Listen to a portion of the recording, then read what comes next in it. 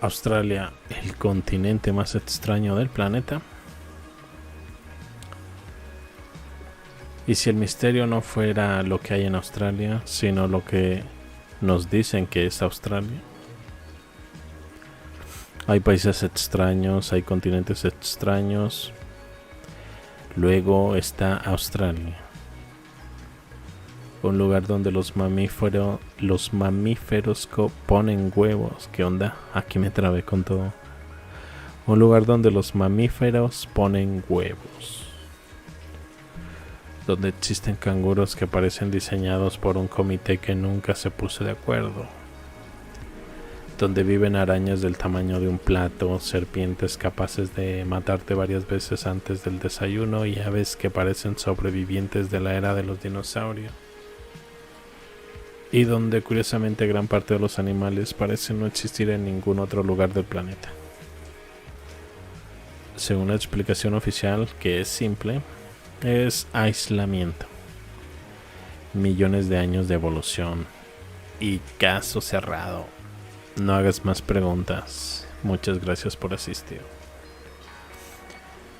Pero algunos observadores consideran que esa respuesta, aunque ampliamente aceptada por la ciencia, no elimina todas las curiosidades que rodean al continente, y ahí es donde comienza nuestro viaje. ¿Al continente? Voy a usar este collage. Según los datos oficiales, aproximadamente el 83% de los mamíferos australianos son endémicos, es decir, no existe en ninguna otra parte.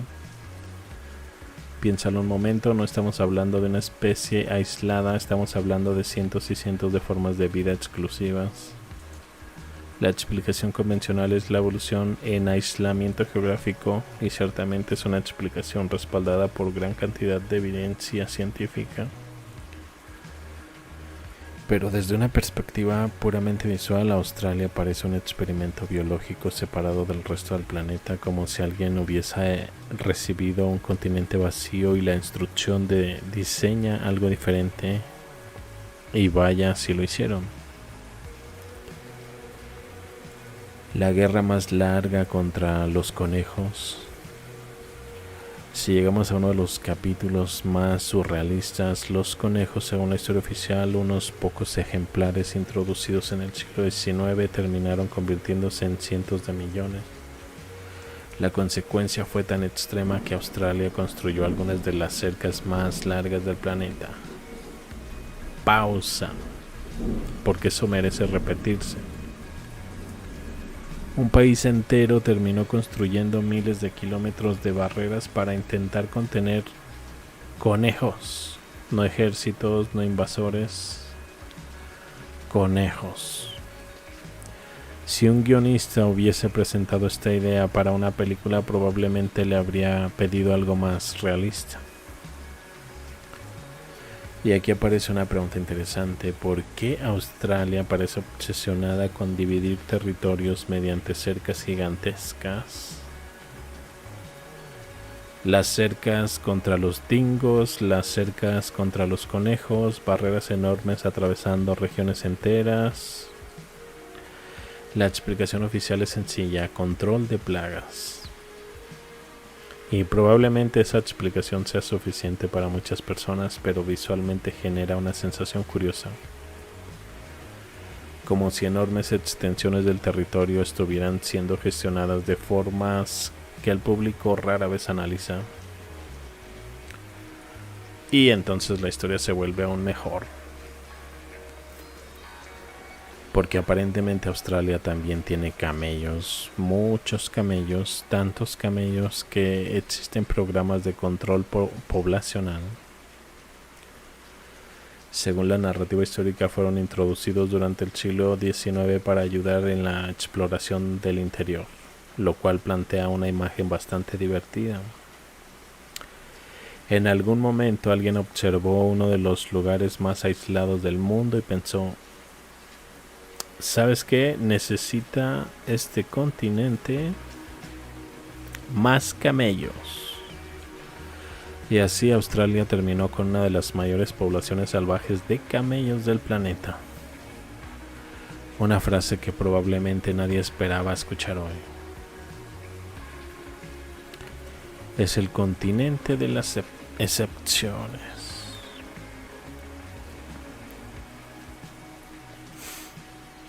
Animales únicos. Cercas gigantes, camellos salvajes, ecosistemas irrepetibles, distancias enormes, zonas prácticamente vacías, y cuanto más elementos se agregan a la lista, más se fortalece la sensación de estar observando un lugar completamente distinto al resto del mundo.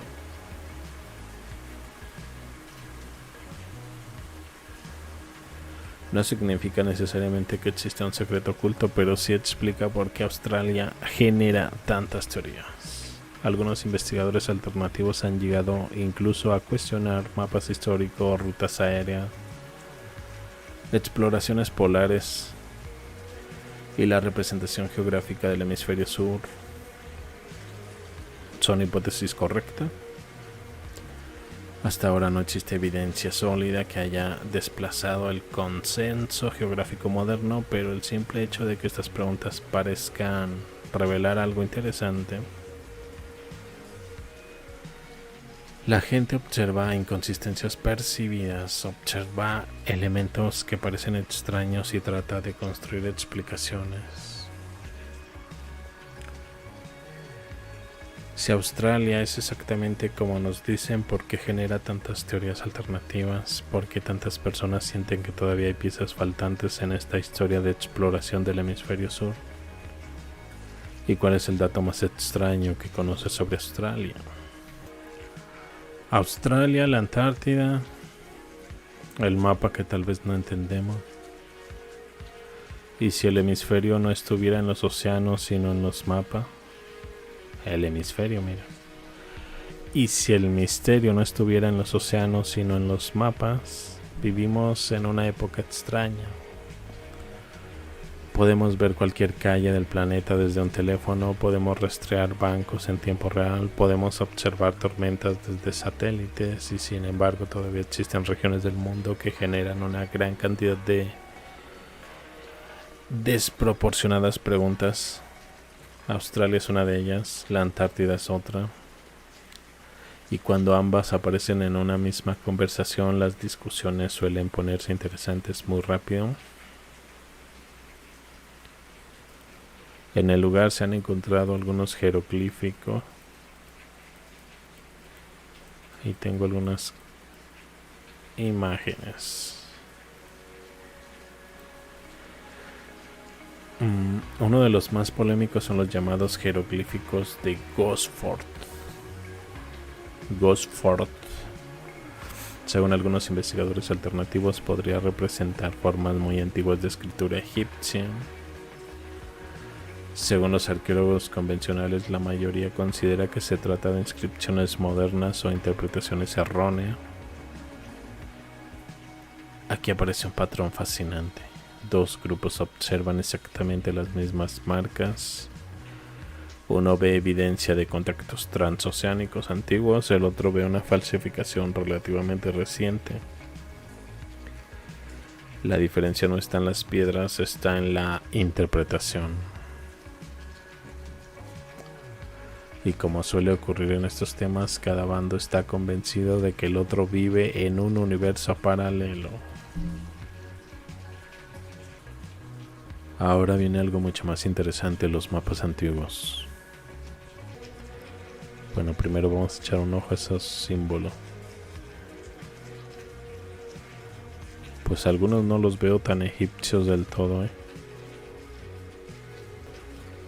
El que me llamó la atención fue ese búho, se parece mucho a una de las banderas tártara, la que llevaba el búho, que era de hecho la Gran Tartaria. Cuando observamos mapas de los siglos XVI, XVII, XVIII encontramos algo curioso. Algunos muestran enormes masas de continentes en el hemisferio sur, otros las eliminan, otros las modifican y otros parecen dibujar territorios que jamás fueron explorados completamente. La explicación oficial es sencilla, los cartógrafos trabajaban con información incompleta y fin de la historia y gracias por participar. Pero surge una pregunta razonable. Si podían equivocarse respecto a continentes enteros, ¿cuántas otras cosas daban por ciertas sin saberlas completamente y sin haberlas comprobado realmente?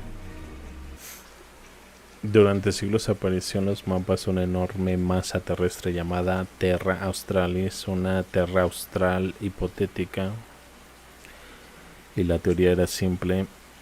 Los cartógrafos creían que debía existir una gran masa continental al sur para equilibrar las tierras del hemisferio norte. Suena extraño, pero durante mucho tiempo se consideró perfectamente razonable, y aquí está la ironía. La historia moderna suele presentarse como una marcha triunfal hacia el conocimiento. Sin embargo, durante siglos, algunos de los mejores cartógrafos del mundo dibujaron continentes enteros basándose más en expectativas que en observaciones, lo cual debería hacernos un poco más humildes cuando hablamos de certezas absolutas. Y ahora llegamos a uno de esos temas aparentemente aburridos porque termina siendo sorprendentemente interesante. Las zonas horarias. Cuando observamos un mapa mundial descubrimos que no siguen estrictamente la longitud geográfica. ¿Por qué? Porque la realidad política es más poderosa que la geometría. China utiliza una sola zona horaria para todo su país. Australia utiliza varias. Rusia utiliza muchas más. Algunos lugares tienen diferencias de media hora, otros de 45 minutos. Si un extraterrestre analizara zonas horarias, probablemente concluiría que la humanidad organizó el sistema después de una larga reunión donde nadie estuvo de acuerdo con nadie. Zonas horarias. Alaska tiene una. Desde California, Vancouver, Washington, hasta llegar a Alaska tiene otra. Luego desde el centro de México, desde lo que es Sonora, Sinaloa, luego todo Estados Unidos hasta Canadá, es otra zona horaria. Ahí se ven las divisiones, cada color es una zona horaria. Sí, cierto, Rusia tiene varias. Como unas 10, 11 zonas horarias diferentes. China, Mongolia se mantienen en una sola. La India, Persia, Irán. Por cierto, en este mapa de Urbanomonte 1587, muchos de los animales que supuestamente fueron introducidos con la llegada de los europeos ya aparecen en este mapa mucho antes de su llegada, como los camellos. Creo que hasta aparece un canguro por ahí. El perro, el dingo, se observa por ahí, los conejos. La Antártida, el único continente sin población nativa permanente, el continente donde múltiples países cooperan bajo un tratado internacional, el continente donde las condiciones ambientales son tan extremas que gran parte de la actividad humana está regulada. Para algunos eso demuestra una extraordinaria cooperación científica, para otros es sospechoso, y cuanto más restrictiva parece una región, más preguntas genera. Es un fenómeno psicológico casi inevitable, dicho tratado antártico. Que por cierto, si seguimos este estilo de mapa, tendrá que ver un tratado para que no se acceda a otras regiones más grandes. La versión oficial dice: la Antártida se preserva para investigación científica y fines pacíficos. La idea bastante noble, pero para los escépticos la pregunta es inevitable: ¿por qué un continente entero necesita reglas tan particulares? ¿Por qué tantos acuerdos internacionales? ¿Por qué tanta coordinación? Incluso entre países que no se llevan en la vida geopolítica, envueltos de hecho en guerras. En este punto sí que se ponen de acuerdo, y en varios otros. Las respuestas convencionales apuntan al clima extremo, la protección ambiental y la investigación científica. Sin embargo, el debate continúa, porque la Antártida ocupa un lugar único en nuestra imaginación colectiva. Quizás la cuestión no sea si existe un secreto oculto, quizás la cuestión es otra: ¿cuánto sabemos realmente sobre los sistemas que damos por sentados, como los mapas, las fronteras, los tratados, las zonas horarias, las exploraciones, la cartografía? Porque la mayoría de nosotros, utilizando modelos del mundo que nunca hemos verificado personalmente, confiamos, y normalmente esa confianza funciona.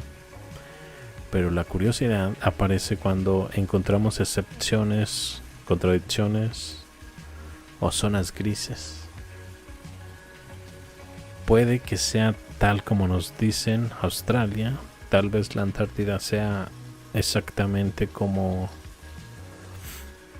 lo que describen los tratados internacionales, tal vez los mapas modernos sean esencialmente correctos, o tal vez todavía existan capítulos enteros de la historia de la exploración que no comprendemos completamente. Lo interesante no es llegar a una conclusión apresurada. Lo interesante es observar cómo ciertas preguntas siguen sobreviviendo generación tras generación. Figuras como Richard Byrd, Byrd,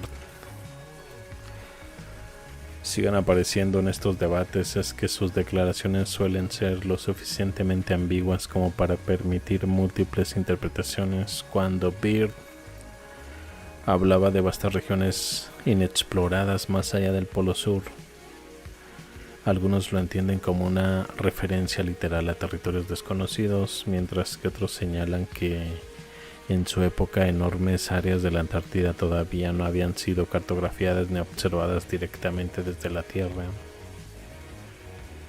El problema es que décadas después muchas citas se extraen con un contexto original y terminan alimentando narrativas muy distintas.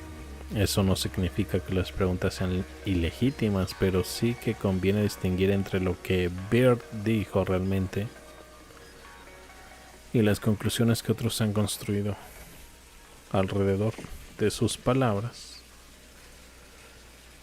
Respecto a Australia, es cierto que la combinación de animales únicos, mapas antiguos, relatos de la exploración incompletos y cronologías de poblamiento genera un terreno fértil para especular.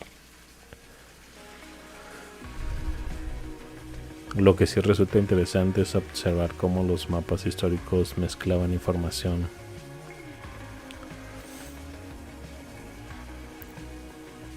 hipótesis geográficas, elementos decorativos, información real. Durante siglos los mapas fueron tanto herramientas de navegación como expresiones de las ideas de una sociedad sobre su mundo, incluso si fuesen incorrectos.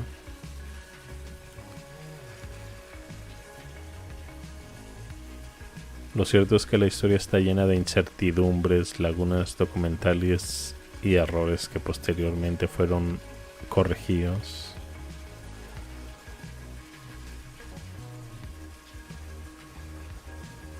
Los documentos antiguos, las declaraciones de exploradores, los mapas históricos son valiosos precisamente porque muestran un mundo en proceso de descubrimiento. En el caso de los llamados jeroglíficos de Gosford, la opinión predominante entre arqueólogos y egiptólogos es que no constituyen evidencia aceptada de una expedición egipcia antigua a Australia. Sin embargo, también existen investigadores independientes sosteniendo lo contrario, argumentando detalles lingüísticos y simbólicos que consideran difíciles de explicar como una simple falsificación moderna. Para quien observa desde fuera, el resultado suele ser confusión más que claridad. Quizás sería más interesante, no si los antiguos egipcios llegaron o no a Australia, sino qué tipo de evidencia sería necesaria para demostrar algo tan extraordinario. Si realmente hubiera existido contacto egipcio con Australia hace miles de años, cabría esperar encontrar no solo inscripciones aisladas, sino también artefactos, restos arqueológicos, registros consistentes y múltiples líneas de evidencia independientes que apuntaran en la misma dirección. Por eso el debate continúa. No porque la idea no sea fascinante, sino porque cuanto más extraordinaria es una afirmación, más sólida debe ser la evidencia para convencer a la comunidad académica y al público en general. Mientras tanto, los glifos siguen siendo un excelente ejemplo de cómo un conjunto de tallados puede generar décadas de discusión sobre historia, exploración y confiabilidad en los expertos. Hay algo aquí que no encaja con la versión oficial. Ahora imagina que todo esto no fue un error histórico, sino algo deliberadamente ocultado. Lo que acabas de ver tiene implicaciones que casi nadie quiere explorar. No te vayas ahora, lo que sigue es clave. La siguiente pieza está apareciendo ahora mismo en una de las ventanas. Dale clic.